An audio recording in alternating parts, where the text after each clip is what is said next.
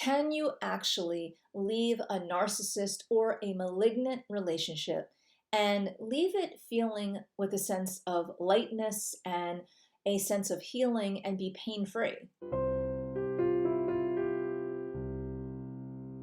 If you're new here, my name is Michele Paiva and I'm a licensed psychotherapist, and we are going to talk today about understanding the pain that you have endured in the relationship that you are in or the relationship that you have left, and why that pain seems to linger.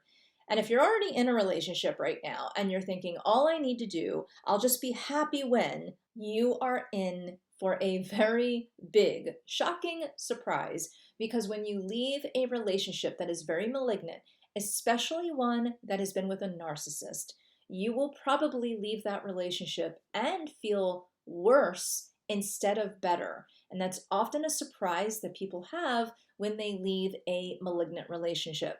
So let's first talk about if the relationship is with a parent. Say you just need to break away from a toxic parent.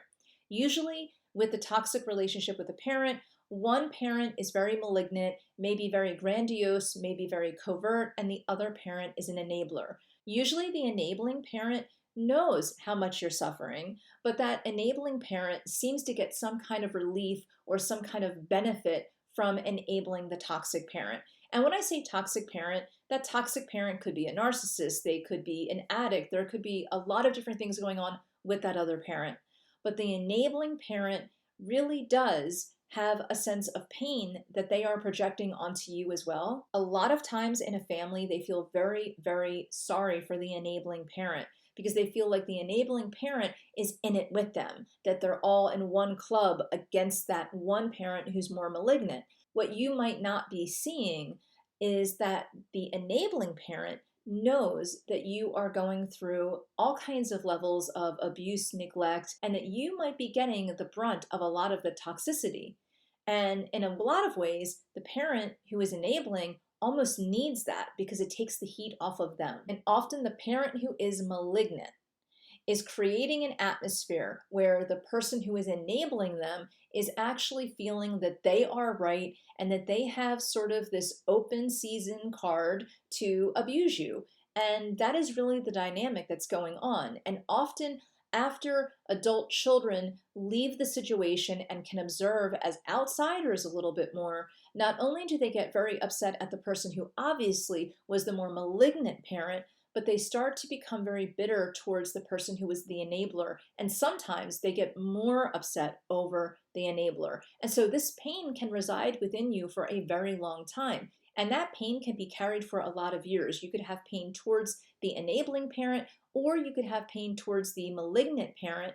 And that pain can stay with you for many, many years because there's so much unresolved business going on there. You never really get closure when you're the adult child of abusive or enabling parents. It really never happens for you. And it doesn't matter if your parents stayed together, if they got divorced, if your malignant parent got therapy and help, if the enabling parent was a victim as well. Like, none of that matters. What matters is what happened to you during your formative years. And that is what stays within you. Now, of course, we can grow, we can change, we can forgive, and we can release.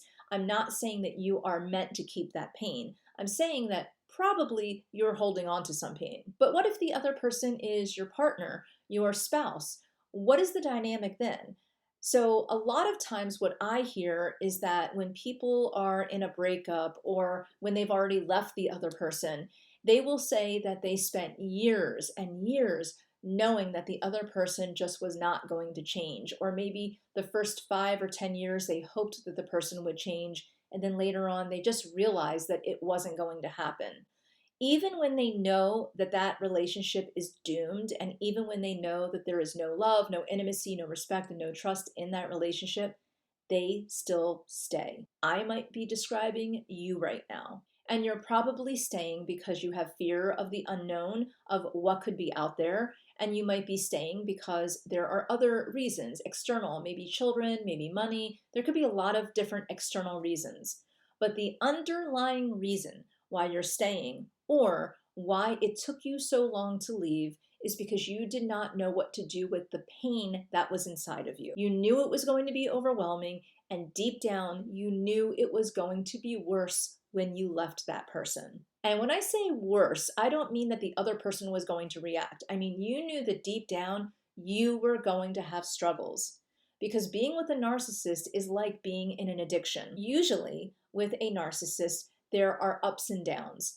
And that's kind of the narcissist cycle, and that's how they keep you around. So there are going to be times where you feel absolutely horrible. The pain is going to feel very deep.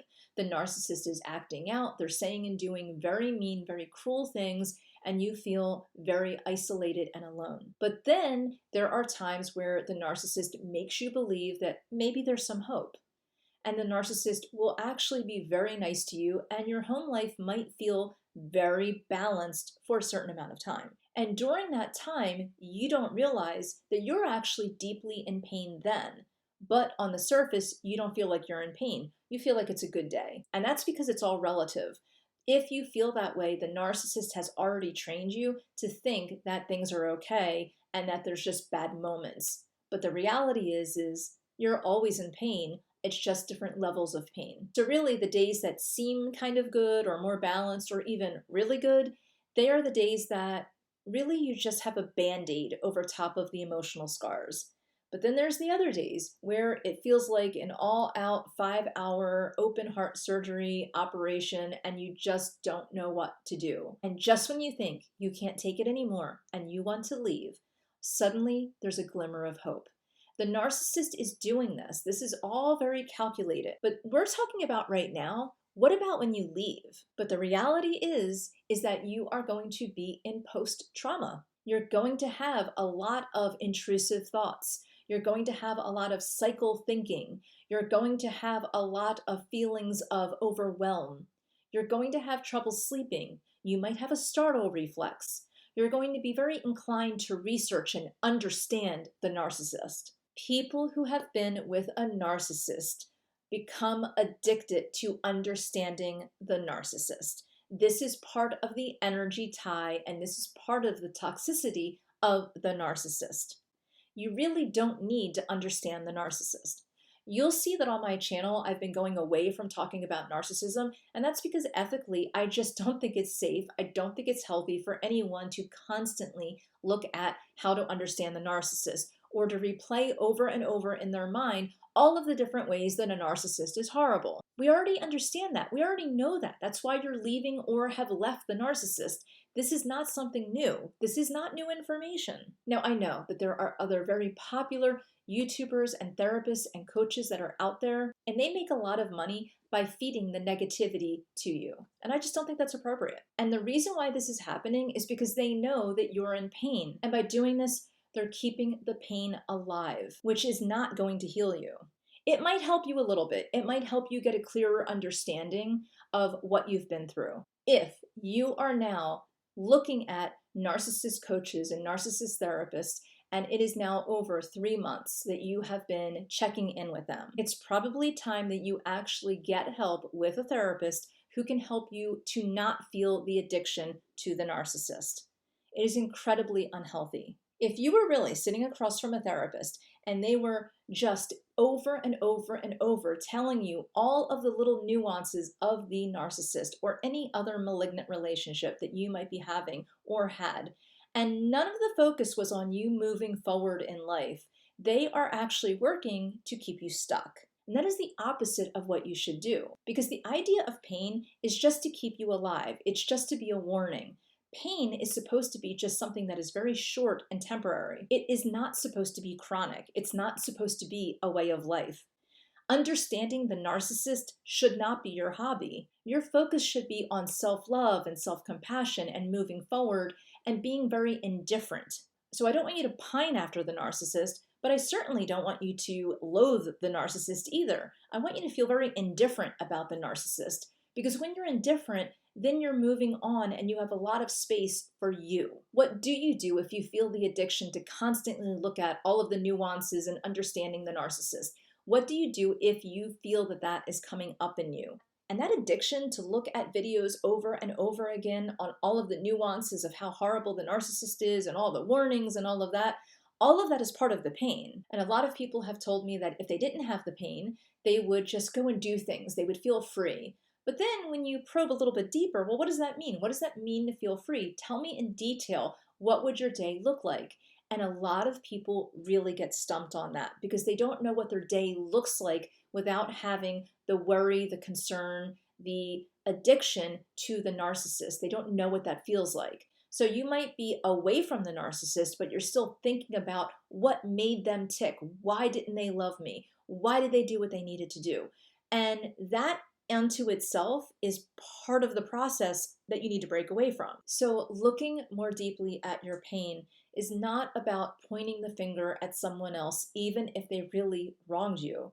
Looking more deeply at your pain is understanding what your pain is trying to tell you. So if your pain has you focused on the narcissist, what your pain is telling you is that you need to focus on yourself.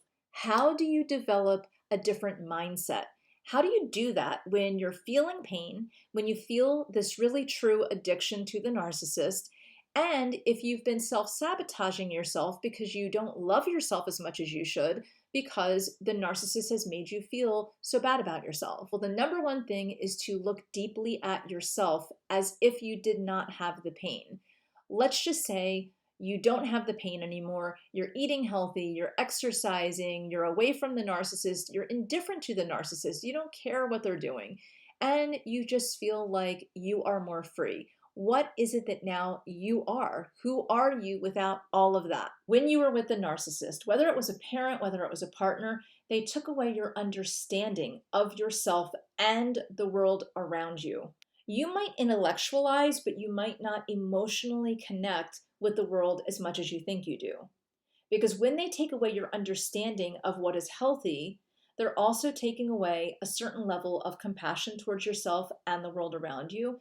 They're also taking away a sense of, so you might really feel disconnected. You might feel a sense of that you need to either be a leader or in charge, or that you need to somehow really hyper intellectualize, analyze, judge. A lot of victims of narcissism are very much like that. So the narcissist, whether it's a partner or a parent, does not want you to have intimacy, because intimacy would mean that you feel a sense of trust, not only with them, but with yourself and the outside world. So they give you a false sense of intimacy, which is very different, because a false sense of intimacy is going to make you feel like you're constantly affirming them or walking on eggshells or trying to keep them.